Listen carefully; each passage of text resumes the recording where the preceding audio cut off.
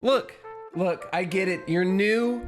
You haven't been winning corrupted dungeons. I myself have struggled for quite a while in corrupted dungeons, but as a new player, someone who might be new to PvP, I do know about 5 things. I know more than 5 things, but there are 5 easy things that you could think about and even correct that will boost your testosterone, increase that win rate, and get that infamy up to levels that you would not even be able to fathom. That's right, boys and girls, I'm Oxydize, and I am here to be your testosterone father-in-law and guide you through corrupted dungeons and get you that win rate you deserve. All right, guys, so stick around and let's get into the video.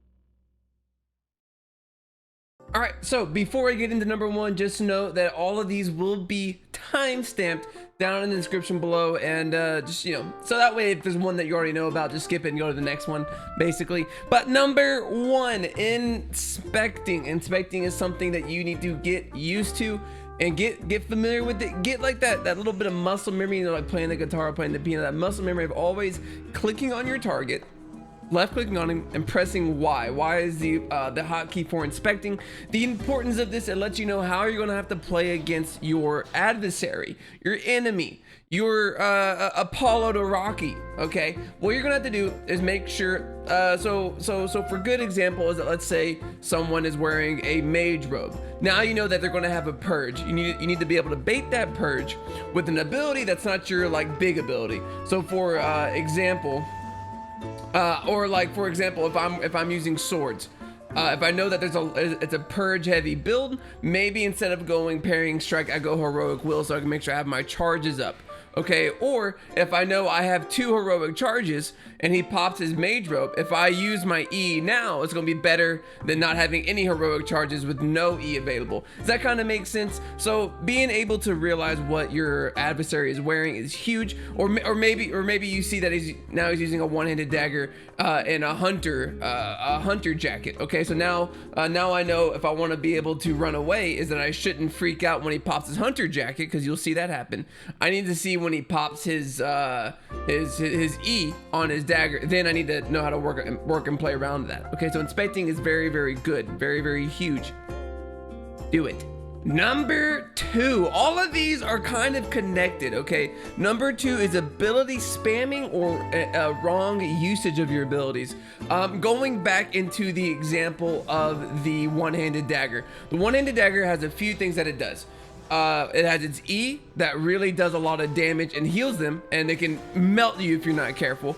And also, most of them also have a hunter jacket, which increases their E potential. Now, what they'll do is they will use their hunter jacket, which is the start of their combo, and try to bait out anything, parrying strikes, any type of reflex. Maybe you start to run away even though they haven't used their E yet. If their E's not on cooldown, so when they catch you again, they can use your E. So what you want to do is make sure when you're targeting on them is check their little buff box and see what kind of abilities they have up, and make sure to use your abilities correctly when their abilities come out. So for example, when they pop their E, that's when you parrying strike, that's when you hunter hood, that's when you start to run away from them until their E goes on cooldown, and then you turn around and try to burst them down. So being used to using your abilities in the correct timing is huge. It's huge, brother. So make sure you do it. Okay, next is food strats. So the general strats for food is that you have a cabbage soup or some kind of HP regen food, maybe like a dangle mouth or a tuna, but a cabbage soup is probably the best one to go to. And then a combat ready food. Okay, stews, omelets, sandwiches. Okay, so and they might be asking, all right, that's easy, I get it. So what kind of foods should I be bringing in? What kind of combat food for certain builds? It's going to depend on your build. I would say most of the time a stew is your go-to, but if you're doing like, if you're doing like one-handed frost, you know, you might want an omelet instead, or if you can afford the really expensive food that does both, I think it's one of the eel stews that does like cooldown reduction and damage it boost, then maybe you can do that. But an omelet would work for that. Or if you're using like a taproot and you want that hella health, you might want to go beef sandwich, and then like you're just unkillable. Okay, that's gonna depend on your build. But what you're gonna want to do is when you get into a dungeon, you're gonna pop your soup and get your combat food on standby. You use that soup until you are ready to engage in battle, because if you get invaded, or if you are invading, you don't want to not have that HP regen, because you're gonna run into mobs. It's almost certain. So you want to make sure you're at full health before you pop the extra food, and then start going to town, because you know you're the testosterone lord that you are, and you're gonna win that battle. Okay, easy peasy. Number 4, Quattro, fear, which is German, I believe. Bad matchups. Know your matchups with whatever build you have. For example, I've been using a lot of black hands here lately. Black hands have been so good to me because I feel like I can beat even some of my bad matchups depending on how they go and how great the other player is, essentially. Okay, so what do I mean by that? So for example, we have a Black Hands, and Black Hands is really good against almost every single melee build. Swords can be an issue if they know how to use a parrying strike correctly, but other than some other mirror matches might be difficult. But like your one-handed daggers, it beats. If it's like a poor sword user, you can easily beat them. Any type of melee, you're gonna have the advantage. But against range, one-handed frost, any type of crossbow, you are at a disadvantage. Not impossible to beat. I've beaten my fair share. I've been beaten by my fair share. But just know that, let's say if I go against a crossbow or one-handed frost, I know they're gonna have hella movement. So that means I need to use all of my abilities to catch up with them. That way they can't kite me. So knowing that, you can do one of two things. You adapt to what you're about to fight. Maybe instead of going chain slash, I go the Shadow's Edge that gets me to teleport to them. Maybe instead of Hellion shoes, well, Hellion shoes are just so good. I would always probably use Hellion shoes no matter what. But maybe instead of fighting that fight, I do go ahead and break the crystals and get the hell out of dodge. Just because I know it's a bad matchup, and if they're over geared, then they're over geared. I'm gonna leave. Okay, bro, I'm gonna leave and get out of there.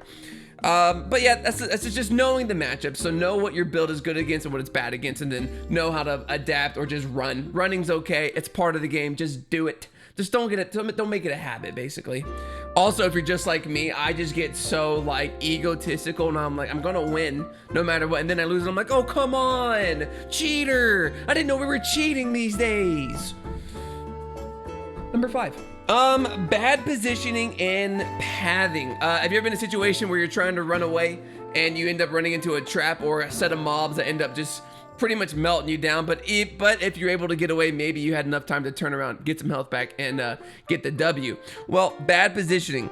Don't start fights in mobs or traps unless your build is made for that. There's not very many builds that utilize traps, but there are some.